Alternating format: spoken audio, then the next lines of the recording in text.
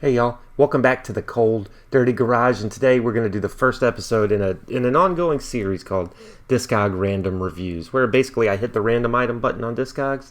Whatever comes up is the album we're going to talk about. And today, it's Mr. Bungle from 1991, their debut album. But before we get into it, don't forget, like, subscribe, do all that YouTube stuff. And if you're interested, head on over to Instagram, check me out at Side4Music, and join the conversation over there. It's some good times.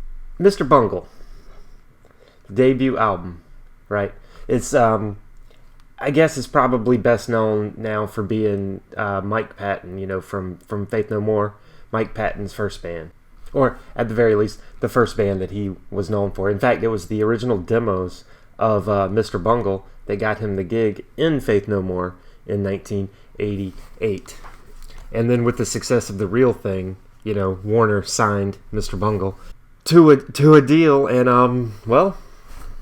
Mr. Bungle is not Faith No More, so hopefully you're not expecting that. It is I don't really even know how you describe it, right? It is a schizophrenic ADHD tour through every genre of music, basically.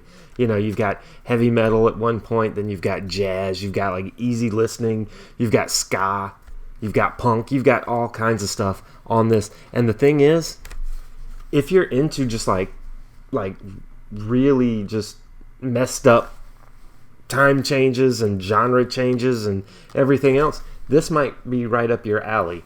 Right. Now, it's definitely an era, it's definitely a relic of the early CD era, because the album is long. It's basically, it's a little over 73 minutes, and you can fit 74 minutes on a CD, and that is part of the problem of the album, but I'll get into that in just a little bit. Now, the album, besides Mike Patton, I'm just going to list the other members on the screen here somewhere, because they go by stupid, fake names on the album. And it is what it is. But first, the album artwork, right? The album artwork is incredible. It's a cotton candy autopsy is what it's called. And it's from the comic book series Beautiful Stories for Ugly Children. So, it's great. This album is much funnier than the Faith No More stuff, but the Faith No More stuff is much more easily relatable, easily discernible than this, because this really does go all over the fucking place. I mean, it's got 10 songs on it, and at 74 minutes, so 7.5 minutes per song, basically. It's a bit much. The first track on the album is called Travolta, which they had to end up changing the name of to Quote Unquote.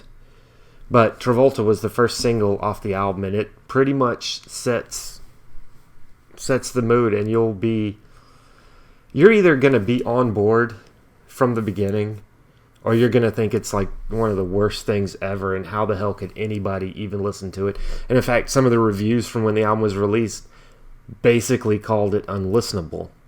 But the musicianship on this thing is top notch, with like the traditional rock band instruments, and then you got like some saxes and stuff in it. It's it's hard to necessarily put into words just how crazy this album is. Besides Travolta, you've got song titles like Slowly Growing Deaf and Squeeze Me Macaroni, Carousel, Egg, Stub-a-Dub, About a Dog, because everybody's got a story about a dog. My Ass is on Fire, The Girls of Porn, Love is a Fist, and Dead Goon. Those are the 10 songs. And they, if you pop on, if you just listen to like a minute of one of the songs, you'd be like, oh, okay, that's kind of cool. It's kind of cool. Sounds good. And then you listen to the next minute, you wouldn't even really know that it's the same band. That's how quickly some of the changes, but they're all done fucking beautifully. So, like, if you love Zappa, stuff like that, you might get into this, and it's definitely worth listening to. Now, my biggest problem with the album, and the reason why I'll give it 3 stub-a-dubs out of 5, right, is because there's, and it's intentional. It's intentional, but there's so much wasted time on this album. Like there's sections of just complete silence, right? And then there's literally like a minute and a half section of the sound effects of Mike Patton taking a shit.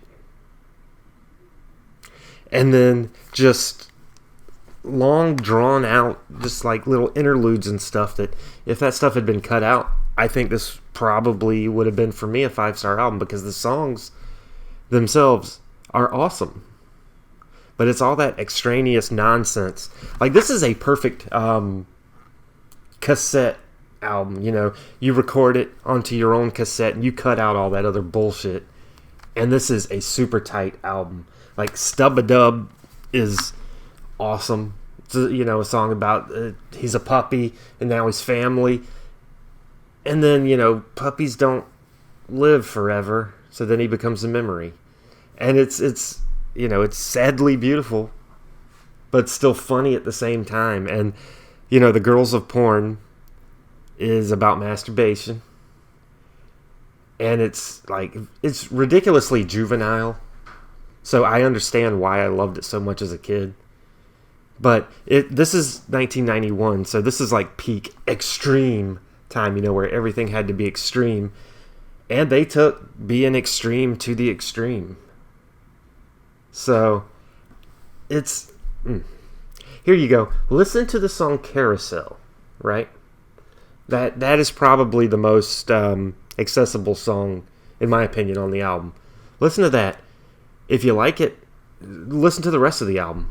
If you don't, then there's no point in you going any further into the album. And one cool thing about Carousel, and why I loved it so much, is it contains samples of a pinball machine called Funhouse. Now, I don't know if you ever played Funhouse, but it had some very, very recognizable sounds in that. And the thing is, I played the shit out of some Funhouse back in the day. That was my favorite. To this day, that's still my favorite pinball machine. And then just to randomly hear it in this song one day, I think that's what made me love it so much. I'm like, I can dig this. But then, like I said, just all the extraneous bullshit really brings it down for me. And I know that was more than likely the intent. So it is what it is. It's one of the reasons why I don't revisit this album very often. Just because I like the songs, but the other stuff on it just kills it for me.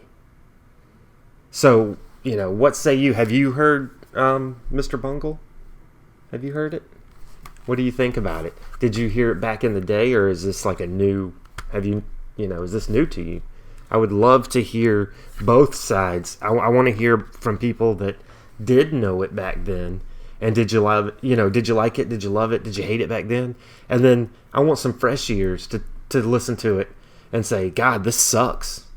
Or this is awesome. And see if you agree with me on the extra nonsense. Now, they ended up doing a couple more albums afterwards. They did Disco Volante and then California. Those were their 3 Warner Brothers albums in the 90s.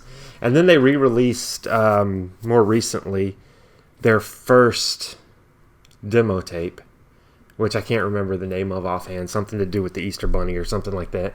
When they were a death metal band. Because they started as a death metal band, then went into ska, and then turned into every fucking thing. So, I don't really know what to say. I love the album still.